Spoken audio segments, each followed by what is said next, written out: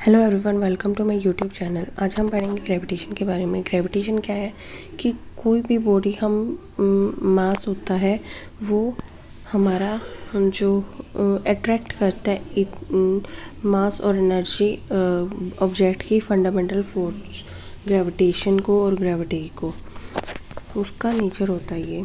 तो उसके बाद अब हमारे पास उसका फॉर्मूला क्या होता है, F is equal to G M upon R square. तो अगर बॉडी को हम सर्टेन हाइट से नीचे फेंकते हैं, मतलब ग्रेविटी अर्थ ग्रेविटी के कारण वो डाउनवर्ड ही मूव करेगी, फॉल्स डाउन। इफ अगर बॉडी को अपवर्ड मूव करेंगे तो वो सर्टेन हाइट गेन करके ऊपर सर्टेन हाइट जाके फिर उसके बाद नीचे वापस आएगी। यूनिवर्सल लॉ ऑफ मोशन क्या कहता है कि ग्रेविटेशन का वो स्टेट करते हैं, न्यूटन्स लॉ ने दिया था, ये न्यूटन्स ने दिया था, ये न्यूटन्स लॉ है। और जो एवरी पार्टिकल जो है अट्रैक्ट करेंगे दूसरे अदर पार्टिकल को यूनिवर्स के अंदर, फोर्स डायरेक्टली प्रोपोर्शनल होगी product of masses and inversely proportional होगी square of distance between them.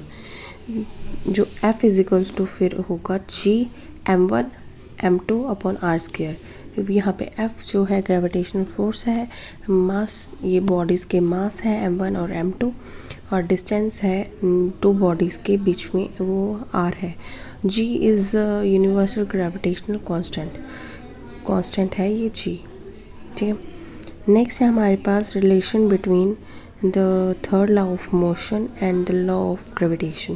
Newton's third law of motion और Newton's law of universal gravitation ये फंडामेंटल कनेक्टेड हैं एक दूसरे के साथ, जो डिस्क्राइब करते हैं नेचर के फोर्स, नेचर के फोर्स को, जो इंटरेक्शन होती है ऑब्जेक्ट्स की आपस में, और स्पेसिफिकली ग्रेविटेशनल फोर्स जो स्टेट करता है कि जो एक्शन होगा इक्वल और अपोजिट रिएक्शन भी होगा उसके साथ।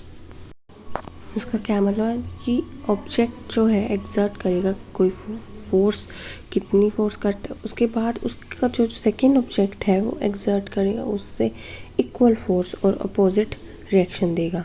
और every object with mass exert a gravitational force or on every other object with mass, and these forces are equal in magnitude but act in opposite direction। opposite direction में act करेंगी दोनों की दोनों, ठीक है। नेक्स्ट है हमारे पास कि जो फोर्स हुआ, एक फोर्स हुआ मास है किसी बॉडी का और दूसरी का मास दूसरा है, वो फोर्सेस आपस में इक्वल होंगी मैग्नीट्यूड के अकॉर्डिंग और अपोजिट डायरेक्शन में लगेंगी, और अब इक्वल अपोजिट एक्शन भी हो गया इसका हमारे पास, एक्शन रिएक्शन वाला चीज़ होगी। ये wait a second, this is थोड़ा ग्लिच हो गया था, सॉरी। इसके बाद है हमारे पास importance of laws of gravitation. Importance of law of gravitation क्या कहते हैं कि यूनिवर्सल लॉ है ग्रेविटेशन। ये इम्पॉर्टेंट क्यों है कि एक्सप्लेन करता है मोशन को बॉडीज़ के, अलग बॉडीज़ के लिए, planets around the sun and the moon around the earth. दोनों दो बॉडीज़ होंगे तो सेलेस्टियल बॉडी कहा जाता है, जो फोर्स करते हैं, बाइंड करते हैं अर्थ को, और मोशन होता है मून का अराउंड द अर्थ, या motion of planet around the sun, the tides due to the moon and the sun, इनको कंट्रोल करता है ये gravitational force. Thank you everyone for watching this video. Please like, subscribe.